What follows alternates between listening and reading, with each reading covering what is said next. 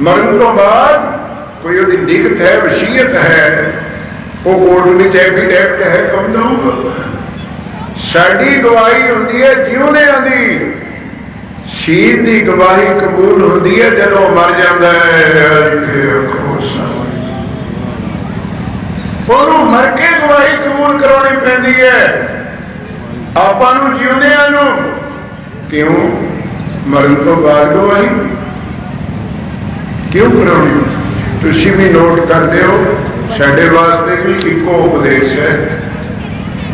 जिन्ना चिर तू इस कूड़े शरीर की पंड चक्की फिरदा है ना, ये कूड़ है कि कूड़े टुटे पाल, ये कूड़ की पाल पोषण, कूड़ की कंध चक्की फिरदा। जिन्ना चिर तू कूड़ की पंड नाल जुड़िया होए ना, सच दे मार्ग ते नहीं चल सकेगा। इन्हें पैर हिला देने, लहका देने। शहीद नूं इस शरीर तो परे क्यों होना पैंदा है? क्योंकि उन्हें गवाही सच की देनी है। सच दे मार्ग ते तां ही चलोगे जो कूड़ की पंड परे कर दूगा। सदना सिर पर कूड़ की पंड ते कवे ढिलवा मैं सच दे मार्ग ते तुरिया जाने, वो हो सकती है गल। इस करके कटूक तुहानूं गुरु ग्रंथ साहब विचों जपजी साहब की बाणी कोई 38, 39, 40 साल की उम्र में गुरु नानक देव जी ने उच्चारण की। थोड़ा जिहा संगतां दा विद्वानां दा फर्क है, पर प्रमाणिक संगत है 1469 नूं गुरु नानक देव जी का प्रकाश ते 1510 नूं गुरु महाराज सुमेर पर्वत ते गए ने जोगी बाबा गोरखनाथ जी के कोल। 1510 सी उदों ते 1469 1510 39 साल हो गए, 38-39 उत्थे बैठ के आमो सामने सवाल जवाब ने जो उन्होंने असीं जपजी साहब कहने। सवाल गोरख जी दे ने, बहुत ऊंचा विद्वान, नहीं जमना ऐसा विद्वान आपां नूं पता नहीं गोरख का। कल तुहानूं दिमाग की गल सुनाई ना, किसी डॉक्टर ने नहीं लिखी, ये किसी सैयदान ने नहीं लिखी, ये बाबा गोरखनाथ जी ने अपने ग्रंथ में लिखी है। दिमाग की चीज अज दुनिया की एलोपैथी सर्जरी जे चल रही है तो गोरखनाथ जी की लिखत चल रही है। आप तो गोरख भी सीधा ही कह जाने जिम्मे कुराया का कोई भेजा ही होता है। एक होंदा सिद्ध, एक होंदा नाथ। पर पता नहीं सिद्ध जो सिद्धि काटी जी ने शुद्ध हो गया, नाथ जो शुद्ध होया दा महंत होवे, शुद्ध होया दा आगू ਉਹਨੂੰ ਜੋਗੀਆਂ ਵਿੱਚ ਨਾਥ ਕਹਿੰਦੇ। श्री गुरु नानक देव जी ने अकाल पुरख वाहिगुरू ਨੂੰ नाथ ਵਰਤਿਆ। आप नाथ नाथी सब जानी रिद सिद्ध अवरस। वो कलिया दा नहीं, जिन्नी शुद्धता है दुनिया विच वो सारी शुद्धता दा सोमा है, सारी शुद्धता दा खान है, जिथों शुद्धता निकलती है।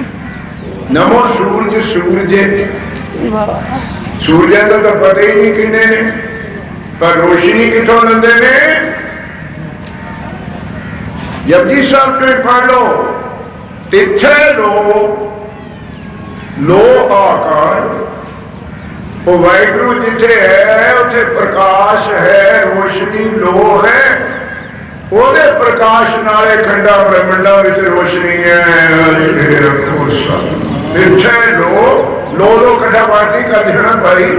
तिथे लो आकार, जिथे भी आकार बनेगा, चाहे कीड़ी का मनुख का प्रबत है समान है, उस वाहिगुरू की जोत विचों ही जोत मिलेगी। वो प्रकाश का सोमा है। जपजी साहब 39 साल रखो, पर हम तुम सियाने सुनते हो गुरु नानक देव जी ने बाणी उचारनी तो 6 साल की उम्र च शुरू कर दी। पाते मुला काजी पंडित वैद हरदास जी जनेऊ के समय 9 साल के सी। हुण सोचो भी जी पहला बाणी उचारी जे 6 साल तो बाणी उचारनी शुरू हो गई तो 40 साल तक तो बहुत बाणी उचारती होनी है। बहुत बाणी उचारती सी पर की वरत्या बाबे नानक जी ने जी पहला बाणी उचारी वो पिछे करती। जी 40 साल की उम्र में उचारी वो जपजी साहब मूहरे लिखती। लिखनी तो इदा चाहिए सी जो पहला उचारी है पहला लिख दे बाद ही बाद में लिख दे नहीं बाद में उचारी उन्हें मुख रख दिता पहला उचारी उन्हें पिछे रख दिता। जनेऊ का श्लोक आशा राग में आता पट्टी किथे आती है पंडित का उपदेश किथे आता। तो गुरसिख प्यारे क्यों जपजी साहब पहल क्यों दी है जे किते तुसी जपजी साहब नाल जुड़ जाओ ना पढ़ने वाले भी कर्मा वाले ने सुनने वाले भी कर्मा वाले ने कथा वाचक भी कर्मा वाले ने जुड़ने वाला कोई मेला है। यदि उदाहरण थोड़े चरणों तक पहुँचावा ये जो साडा काम है मेरा तो भाई साहब ना कथा कीर्तन ये सानू 3 चीज़ां लभदियां करने वाले सुनने वाले को केवल एक लभनी चाहिए। करने वाले 3 लभदियां सुनने वाले तो केवल एक लभनी चाहिए। तो सानू 3 किहड़ियां लभदियां। अज जिस चीज का वर्ल्ड में सब तो वड्डी प्रॉब्लम है वो की है रोजगार। अज दुनिया की सब तो वड्डी मुश्किल रोजगार है। थोड़े MA BSc B.Ed करे बच्चे फिरते नहीं कोई रखते कुछ नहीं बेरोजगारी ही सब तो वध मुश्किल अगर कोई है रोजगार। सानू कथा कीर्तन करने वाले बहुत सोहने परौठे ते प्रशादे मिलते हैं हथ बन बन के मिलते भेटा कि नहीं मिलती किन्ना सत्कार बख्श प्रॉब्लम मुश्किल होगी ना रोजगार की। नंबर 2 साडे कथा कीर्तन करने वाले गुरमुख प्यारे सत्कार। सत्कार एक ऐसा शब्द है किसी कीमत पे तुसी मुल नहीं ले सकोगे और किसी ने तुहानू देना भी नहीं। नोट करियो ग्रामेटिकली भाई गुरदास जी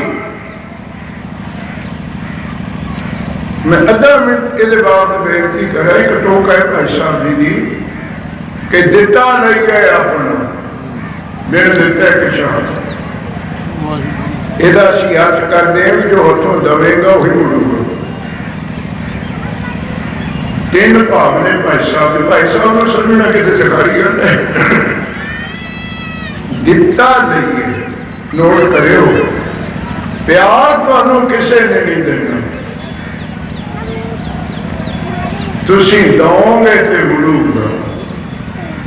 किसी को प्यार दो मुड़ूगा कितने डीके हो ना मैनू कोई प्यार करूगा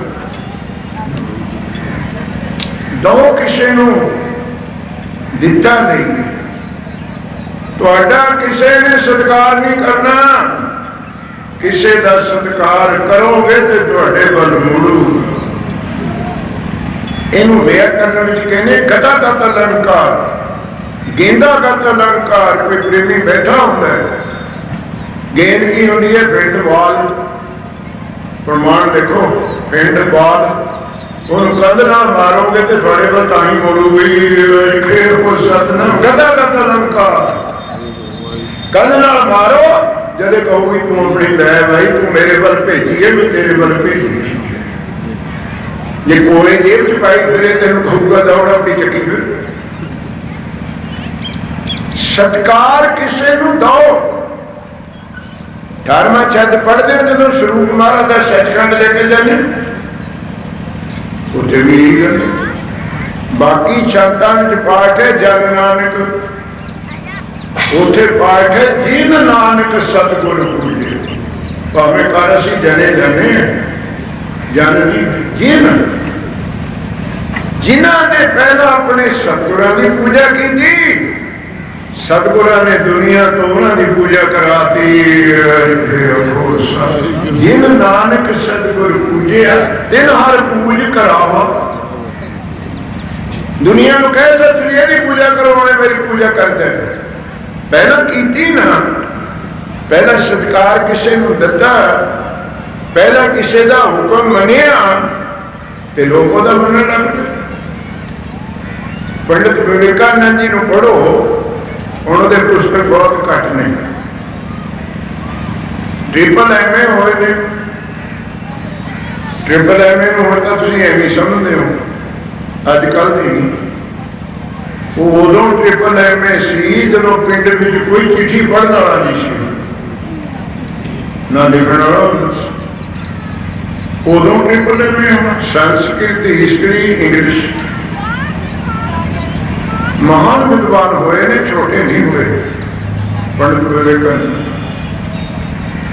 उन्होंने वर्ल्ड के बहुत मुल्कों का टूर किया, वर्ल्ड ते बाद विच एक छोटी जी किताब लिखी है अंग्रेजी की, कितने मिले पढ़े हो, बिल्कुल छोटी हो। उस किताब का नाम है माई एक्सटर्नल अफेयर्स, पंडित विवेकानंद। ਉਹਦੇ ਵਿੱਚ ਇੱਕ ਟੋਕ ਆਉਂਦੀ ਹੈ, बस कुंजी ਵਿੱਚ समुद्र बंद कर। ਉਹ ਕਹਿੰਦੇ he who knows how to obey, he knows how to command। पंडित विवेकानंद महाराज कहते जिन्हों हुक्म मनना आ जाए, हुक्म करना भी उसे आऊगा।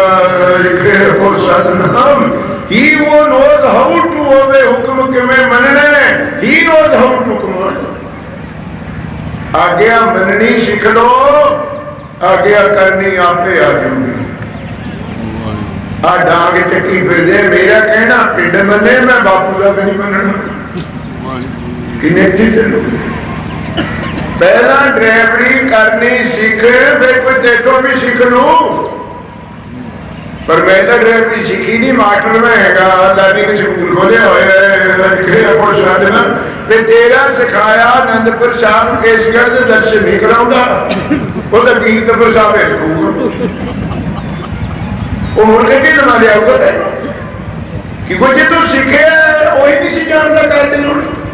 यही हम दुखना मनावे कोई प्रेमी सज्जन सत्कार योग बैठे ने, असी बाणी दे अर्थ सीखे नहीं तो सिखाउण लग।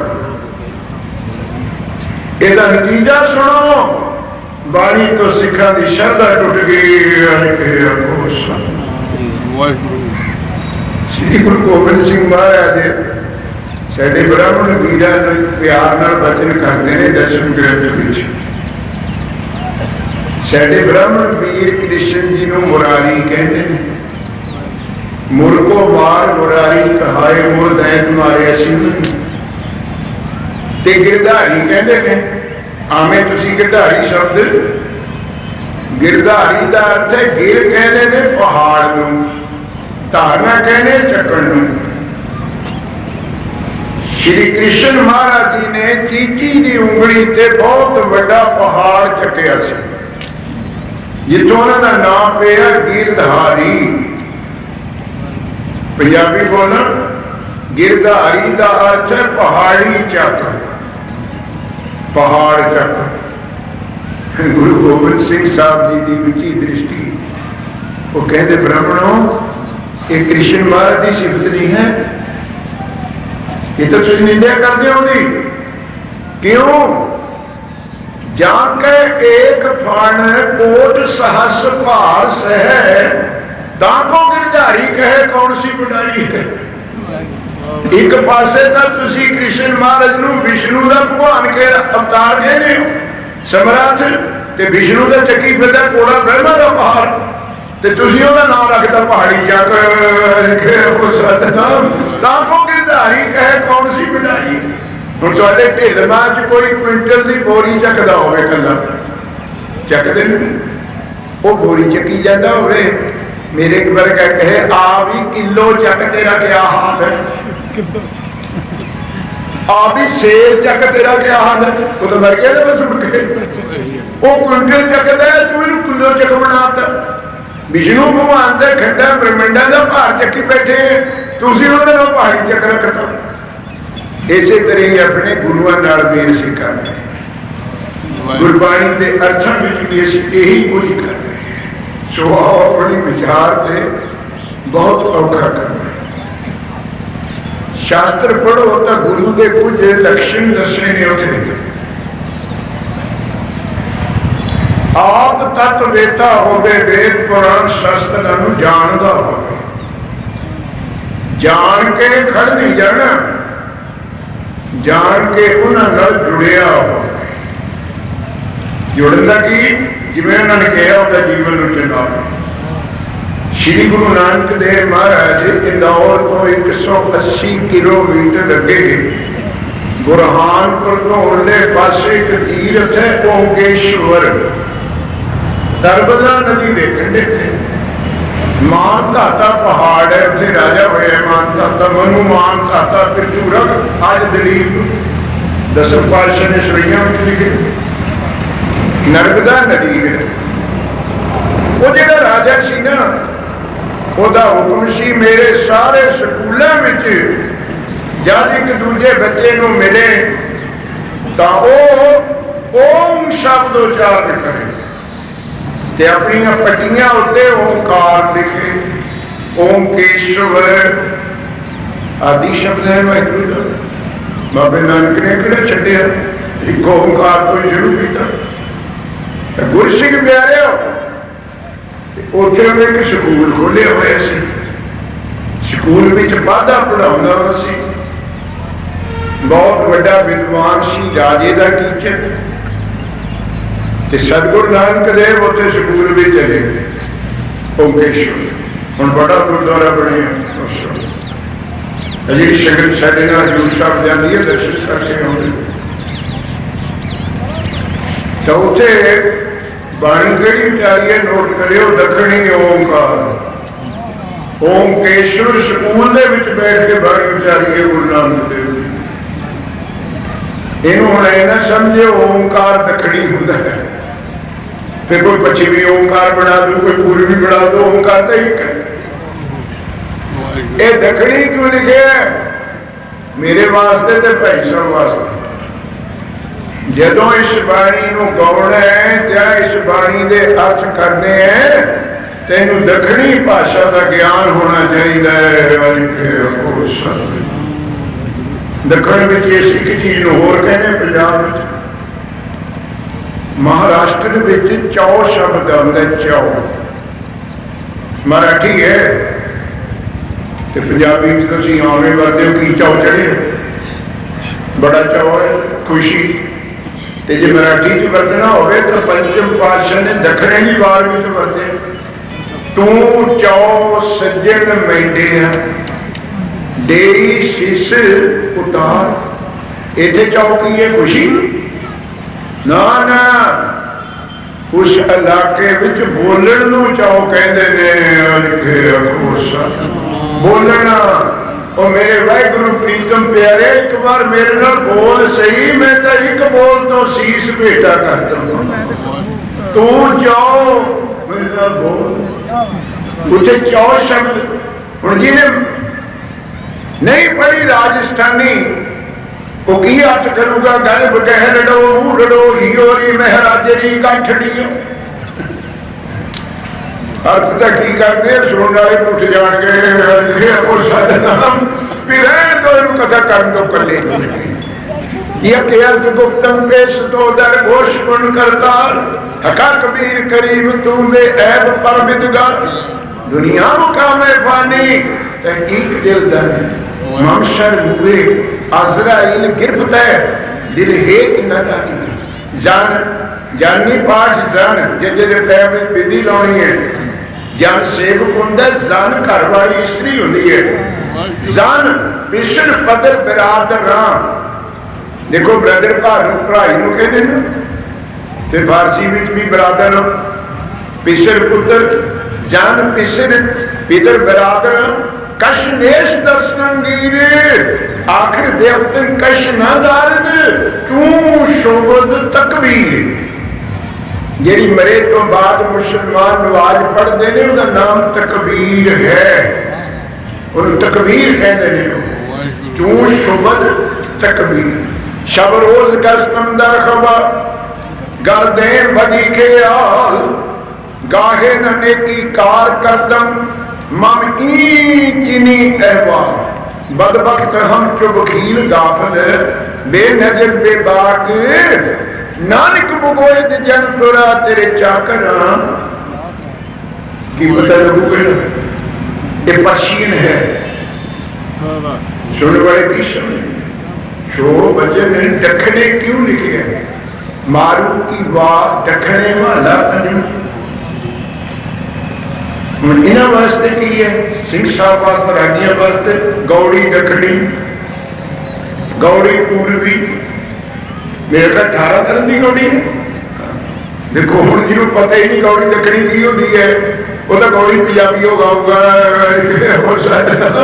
उत्थे संकेत की शब्द दखनी ओमकार रामकली राग विच नर्मदा के कंढे ओमकार तीरथ ते गुरु नानक पातशाह ने पादे दे सवाल जवाबां दा उत्तर दिता है हुण गल चली सी जुड़न दी जपजी साहब नाल जुड़न दी बड़ा विद्वान सी बाबे नानक नूं ही समझ दस सुनो एक साडे वास्ते गल है तुहाडे भी काम आओ महाराज कहते पादा पढ़िया आखी है असी तो उसनूं पढ़िया होया पादा मनांगे पादा means educated learn man well educated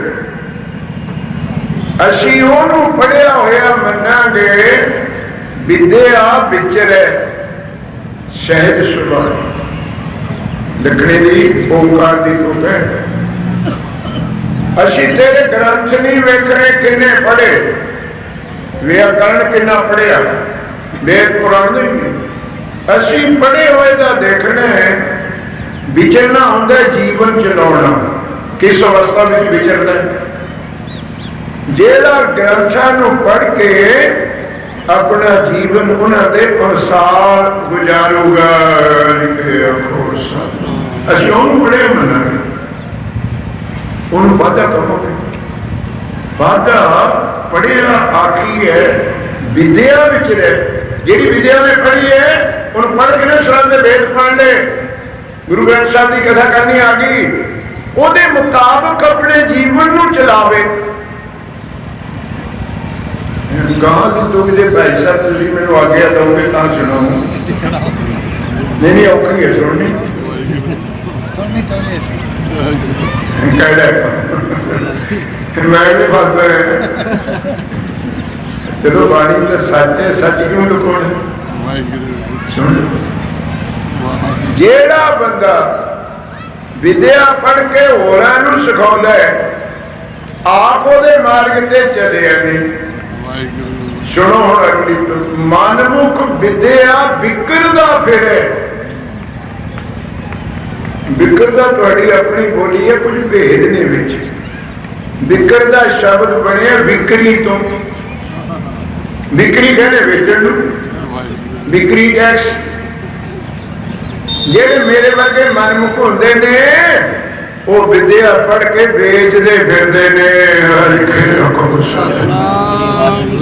ते जेड़ी चीज किसी ने बेचती ओहदे तो किते रही समझो क्या भी तुसी जमीन किसी को बेचती की लगदे हो तुसी फिर वो बड़ते नहीं दवे असी वेद पुराण शास्त्र गुरु ग्रंथ साहब की विद्या पढ़ के वेचते फिरते हैं विकरदा वेचदा दखनी बोली है विकरदा विकरी मराठी बोली है विकरदा फिरे।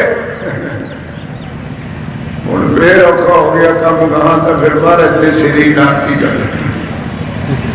जेड़ा विद्या पढ़ के आप उन्होंने वरतदा नहीं, होरां नूं बेचदा फिरदा है। महाराज कहते मन मुख भीख खट्टे भीख खाए। वो जेड़ा उस सेल विचों प्राप्त करता वो जहर है, जेड़ा उहदे भोजन छकदा है वो जहर छक रहा है। ये आपने भलाई करना कि गुरबाणी नूं अपने ते वरते, कि गुरउपदेश असीं सुनाउण जोगे ही ते सुनन जोगे ही, कदे अपने ते भलाई कीता।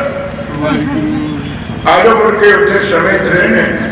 पहली गल रोजगार मिलिया बहुत शौक, जो सर्विस ते मेरे वीर लगे ने चंगी तनख्वाह, जो सैनू तुसीं बुलाने हैं ढिल्लवा वाले सोहना गप्पा दे ताही 21 साल आए हैं। जे पिंडा वाले मुट्ठी बीज जान उन्होंने टैलीफोन से कह दिता हूँ तो डेयरी भर गई। सखाला जी काम है ये आम मिसाल है साड़ी। मेरे तुसी बहुत ऐसे हो मेरी गल ते, जेड़ा रिश्तेदार थानू ना दे कुछ उन्होंने मिलने भी नहीं जाओगे। मर जब बीमार कहते कोई लेना नहीं देना नहीं की लेना, ये तो सब कुछ लेने पर नहीं। वो जेडे लेने देने च फसे मन मुख विद्या विकरदा। तो प्रेमियों रोजगार मिल गया, सत्कार साडे वर्गा किहनूं देने दिता लईए अपना सत्कार दो, किसी नूं सत्कार मुड़ूगा, प्यार किसी नूं करो प्यार मुड़ूगा। तीजी चीज विहार, हुण पंजाबी च समझ लो, किसी के मुंडे के मंगने ते 100 रुपया पा के आओगे ताही 110 पाऊगा, नहीं पकौड़े खा के भी मुड़ जूगा। बिहार दिता मुड़दा, जे तू ही नहीं शगन दे के आया वो जलेबियां खा के वो मुड़ जूगा। ये 3 चीजा दिता लईए। हुण आ गई वारी तुहाडी, सानू सत्कार मिलता है, सानू रोजगार मिलता है। तीसरी चीज सानू इस काम विचों संसार मिलता है। समझोगे संसार मिलता तुहाडे मुंडे कुड़ियां 40-40 लाख रुपया चक्की फिरदे हैं जिनका को, कनेडा पहुंचा दो, इटली पहुंचा दो, 50 लाख ले लो, जमीना बेच बेच के तुहाडी बख्शिश है। सानू उथों चिट्ठियां आउंदियां कि टिकट भी भेजते हैं भी साडे कोल आ जाओ। मिलिया ना संसार। 3 साल की तुहाडे चरणों की धूड़ दास नूं बुकिंग है बाहर नहीं। 3 साल पहला चेक आ जाते ने कराए। कितों तुहाडी बख्शिश हुई है कि दास 37 मुल्कों में सेवा कर मिल गया ना संसार। हम तीजा मिली मैनू तुहानू मिलनी चाहिए। एक सांभे सानू रोजगार मिलता है, सानू सत्कार मिलता है, सानू कथा कीर्तन विचों संसार मिलता है। पर किसी विरले की कथा कीर्तन होती है कि सुन वाले नूं निरंकार मिल जाए।